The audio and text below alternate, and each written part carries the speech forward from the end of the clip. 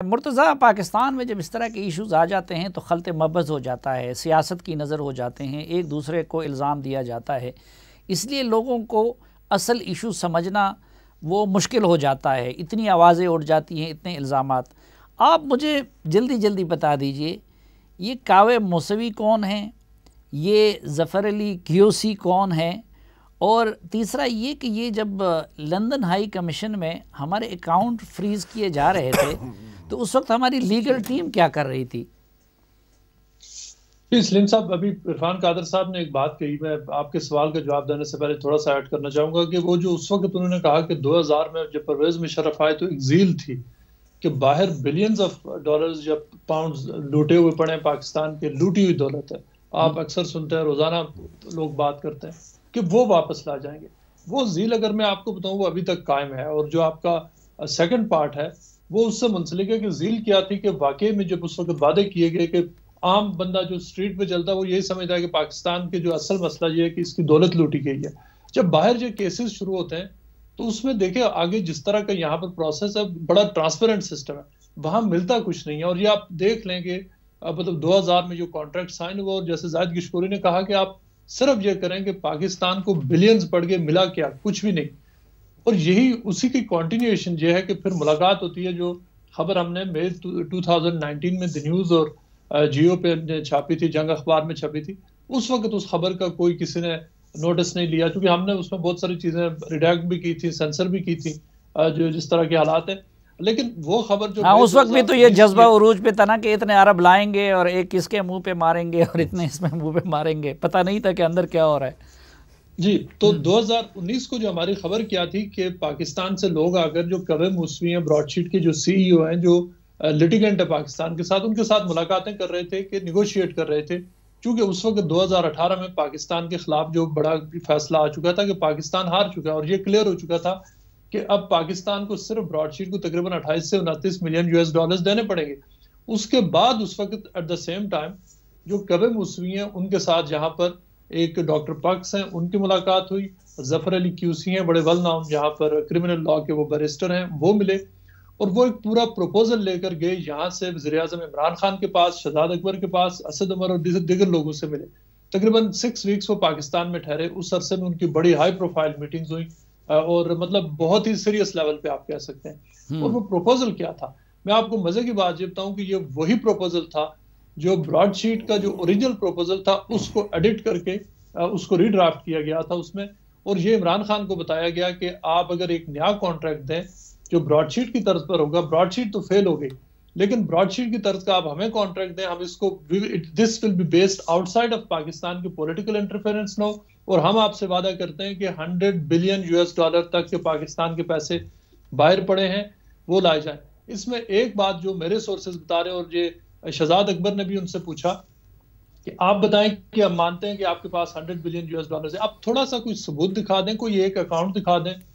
کوئی تقریباً 1 لاکھ پاؤنڈ کا ایسا اکاؤنٹ دکھا دیں کہ یہ اس شخص کا ہے۔ انہوں نے کہا کہ ہم آپ کو کانٹریکٹ دیں گے، بات کرتے ہیں۔ انہوں نے کہا کہ نہیں، آپ پہلے کانٹریکٹ دیں اور پھر ہم اگلی بات کریں گے اور ایسٹ ڈھونڈیں گے۔ یعنی ایک اس طرح کی ایفرٹ وہ چل رہی تھی۔ اور میں آپ کو یہ بتا دوں، جب سے پاکستان تحریک انصاف کی حکومت ہے، یہ صرف برطانیہ، اور سب سے زیادہ کام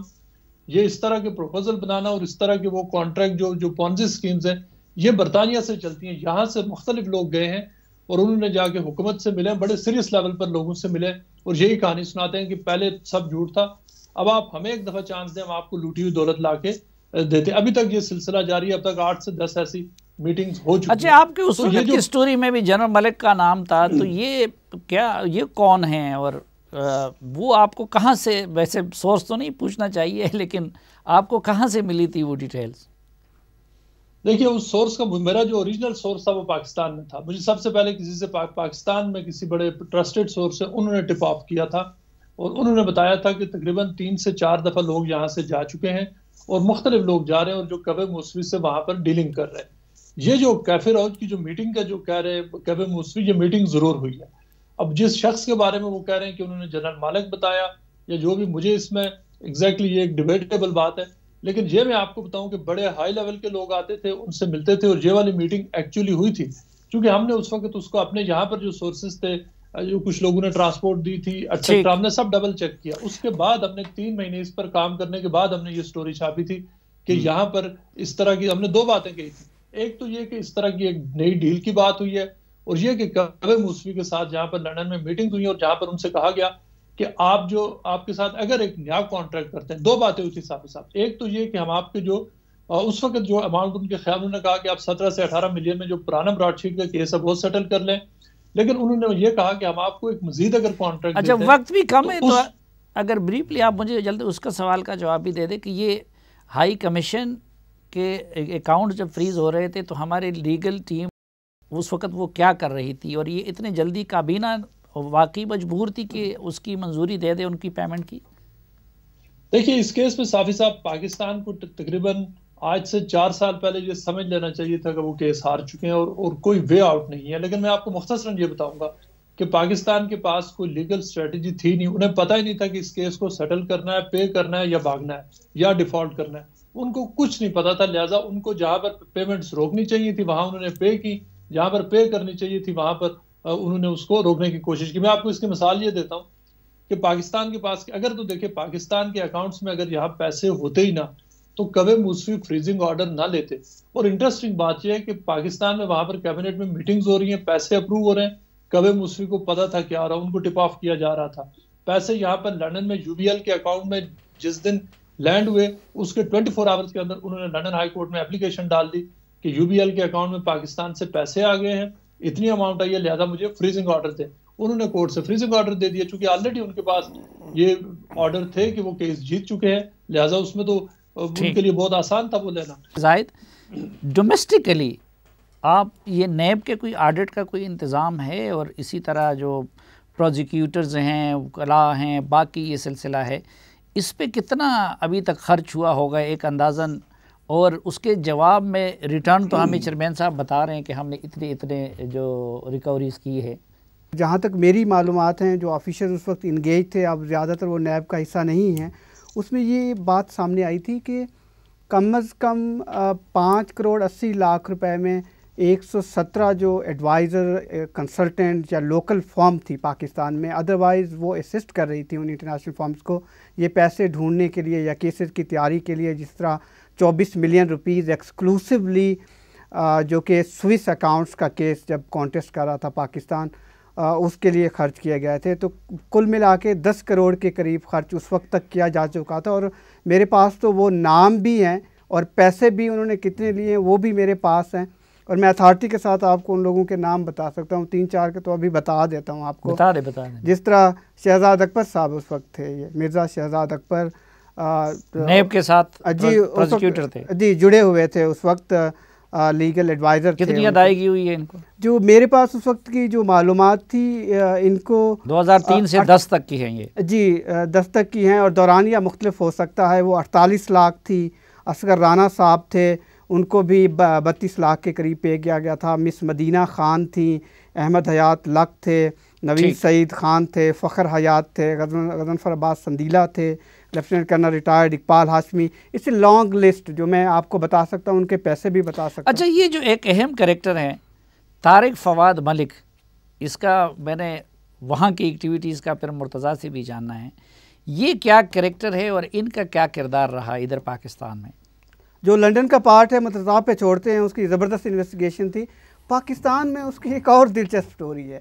جب یہ ساری انگیجمنٹ تھی اس کی براڈ شیٹ کے ساتھ، 2004-05 میں اس نے 2 ہاؤسنگ سوسائٹیز یہاں پر بنا لی تھی، اور ساتھ ساتھ نیب کے ساتھ بھی کام کر رہے تھے.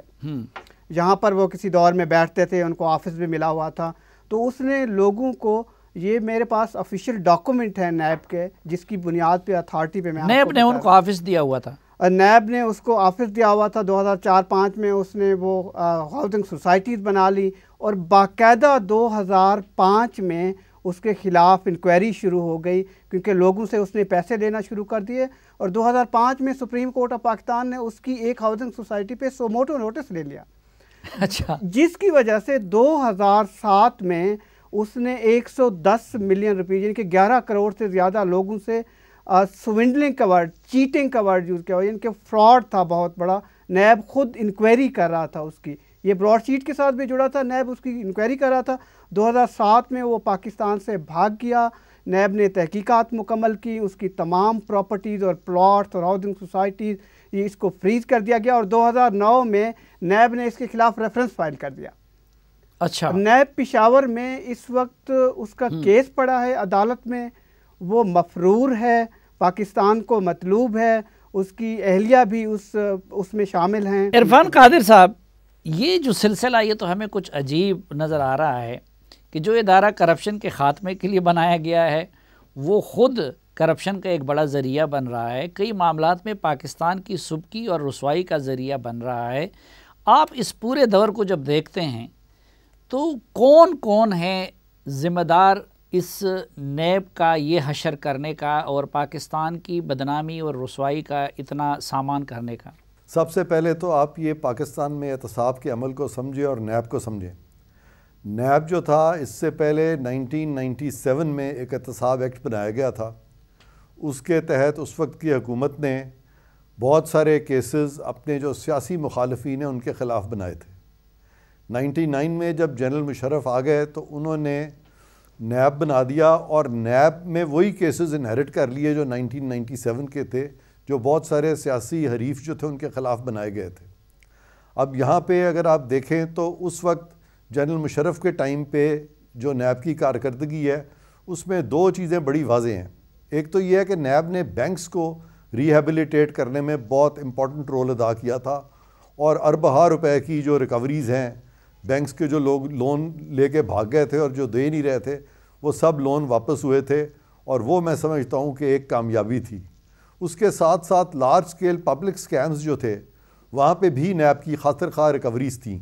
لیکن جہاں تک تعلق ہے یہ اوورسیز آپریشنز کا، جہاں تک تعلق ہے بیوروکریٹس کے پیچھے جانے کا، سیاستدانوں کے پیچھے جانے کا، تو یہاں پہ میں سمجھتا ہوں کہ نیب کے اخراجات زیادہ تھے اور ریکوریز کم تھیں، اور یہ بڑا انفارچونیٹ پارٹ ہے۔ اور جبکہ آپ دیکھیں کہ ہماری جو عدالتیں ہیں، جج صاحبان جو ہیں وہ اپنی خود احتسابی کرتے ہیں، وہ اپنے آپ کو نیب سے علیحدہ رکھے ہوئے ہیں۔ اسی طرح سے ہمارے جو دوسری فورسز ہیں وہاں بھی ان کی خود احتسابی ہوتی ہے، لیکن جو بیوروکریٹس اور سیاستدان ہیں وہ اپنی خود احتسابی نہیں کرتے، ان کے لیے یہ نیب بن گئی، اور سیاستدانوں نے ہی یہ احتساب شروع کیا سیاستدانوں کا۔ اب آپ نے کہا کہ قصوروار کون ہے، تو اس میں بالکل قصوروار کافی حد تک سیاستدان بھی ہیں۔ اس کے ساتھ ساتھ عدالتوں نے جس طرح سے نیب کو استعمال کیا افتخار چودھری صاحب کی ریسٹوریشن کے بعد، اور یکے بعد دیگرے چیئرمین نیبوں کو نکالنا شروع کیا اور تمام انویسٹیگیشنز اپنے ہاتھ میں لے لیں، یہاں تک کہ پاناما کیس میں آپ دیکھیں تو جی آئی ٹی بنا کے سپروائز کی عدالت نے انویسٹیگیشن، اور پھر یہ ارشد ملک صاحب کا قصہ آیا اور ان کیسز کا اب کیا بن رہا ہے، اور وہ اسلام آباد ہائی کورٹ میں جو کے تو پڑے ہیں۔ اور یہ ہمیں پتہ ہے کہ صرف نیب ہی پولیٹیکل انجینئرنگ کا حصہ نہیں تھا، بلکہ عدالتوں میں بھی کافی حد تک یہ چیزیں جو ہے ہمیں نظر آئیں کہ پالیٹکس کو ریگولیٹ کرتی عدالتیں بھی نظر آئیں، اور پھر ہماری اسٹیبلشمنٹ بھی اس سے مبرہ نہیں رہ سکی، اور یہ من حیث القوم ہم ایسی طرف چل پڑے کہ جہاں پہ کہ ہم نے حکومتیں ختم کی، کرپشن پھر بھی ختم نہ کر سکے۔